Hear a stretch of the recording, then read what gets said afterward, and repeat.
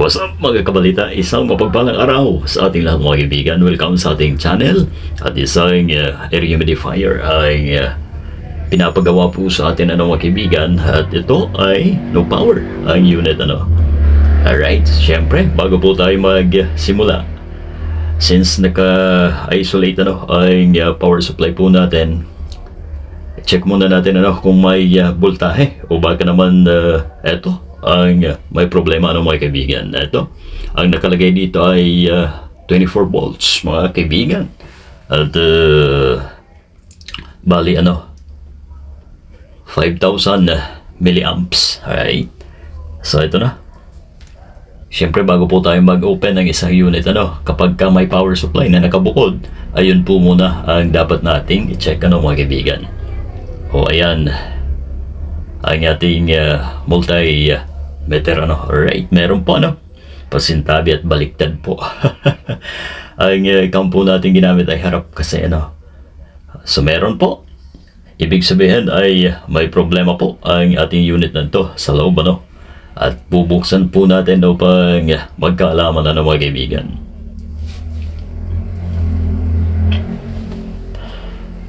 At syempre, hindi po tayo magsasawa na mag-invite sa inyo Huwag yung invite na nagsisend dapat po ay dito sa video paki-like at sa mga hindi pa naka-follow sa ating Facebook dito sa Bal Jacob, at doon po sa ating YouTube channel mga kaibigan sa Kabalita TV ay paki-subscribe po mga mahal kong televiewers.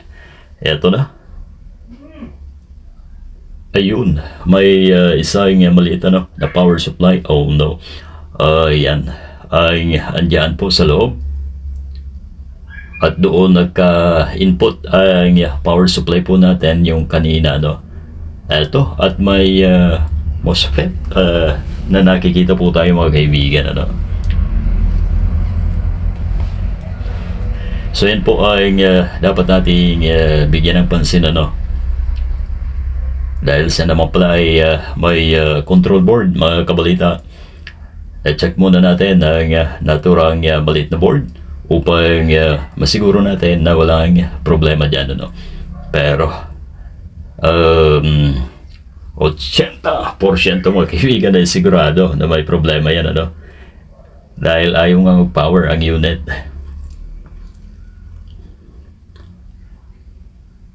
Siyempre sa pag-check mga kaibigan ay plug-in natin ulit ang power supply May control IC pa po tayo dyan So marami din na piyesa na pwede nating masabi na may problema mga kaibigan. Ayan plug-in natin at kuhanan po natin ng voltage measurement mga kaibigan na unit habang nakasaksak yun. May maliit na fan.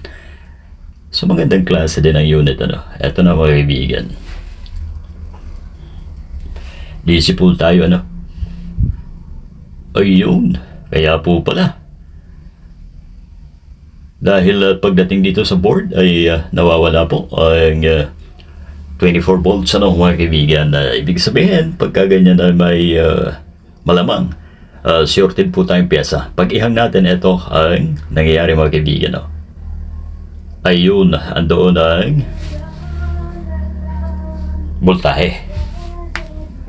At pagka nilagay po natin sa board ay nawawala po mga kabalita. Eto na. Tingnan natin ang continuity kung ano ang makukuha natin na problema mga kabalita. Ayun. May shorted nga po mga kaibigan. Tinanggal muna natin ang isang capacitor Hindi ko na pinakita ang pagtanggal. Tatagalan tayo sa video. Dahil yun ang unang na-test natin na may shorted ay tinanggal ko. Yun ang panigurado Pero andun pa rin ang pag-buzzer mga kaibigan. Ibig sabihin po ay andun pa rin ang shorted At ang tansya po natin mga kaibigan ay isang MOSFET ang may problema dito. Papalitan po natin na ang iba mga kaibigan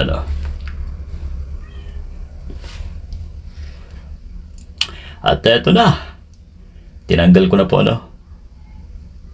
sigurado na ito ay sira mga kaibigan. At i-check natin ulit. Since yan po ay natanggal na po natin, malaman kung may problema pa. Ayun, good na mga kaibigan. Nakuha na po natin ang salarin kung bakit nagde-drop ang voltahe sa ating power board mga kaibigan. Ayan na. So ang piyesang ito ay mabilis lamang makuha mga kaibigan. Ito ay nakuha ko po sa isang TV na kung saan ay gumagamit din ng ganitong klase ng MOSFET mga kabalita. Ayan. At matapos po nating bungkalin doon sa kabila, ito ay hindi bago syempre.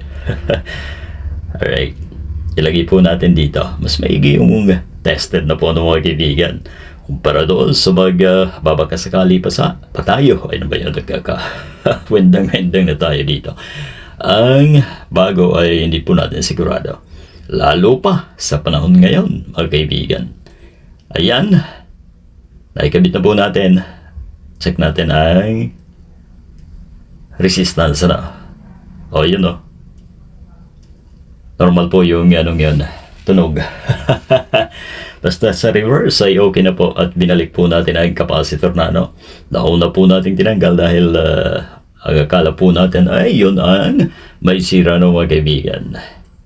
Ngayon ay masusubukan natin kung gagana na ba ang ating unit na ito mga kabalita. Ito,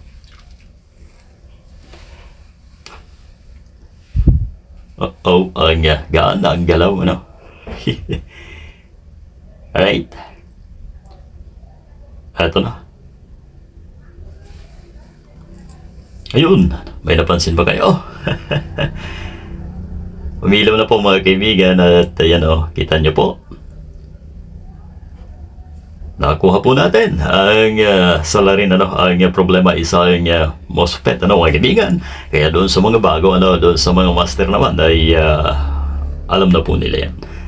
Ayan, baka sakali yan din ang problema ng inyong ginagawang unit, palitan nyo po lamang yan. At siyempre gagawa din po kayo ng pag-test kung ano nga ba ang problema ng unit. Binabalik na po natin mga kabalita at okay na po ang ating humidifier ay right. So yun, patuloy po tayo sa pagbahagi kahit mga mumunting kaalaman po ay mahalagang bagay doon sa mga mahihilig po sa ganitong klase ng pag-kutingting mga kaibigan ay makakatulong po tayo. Ayan dyan po natin kinuha ang MOSFET mga kaibigan. Parehas po ang value. Ito na, ilalak na po natin mga kabalita at matest ng actual pausukin natin ito mga kaibigan. Alright. Correct me if I'm wrong humidifier ang isa na to. Ayun na, goods na po ang ating unit mga kaibigan. Muli ay maraming salamat po sa inyong pagtutok pag-like ang ating video na ito.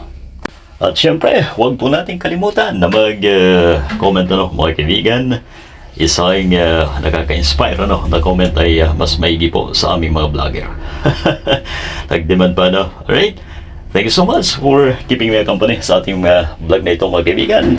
Pagpalain po tayo ng ating poong may kapal.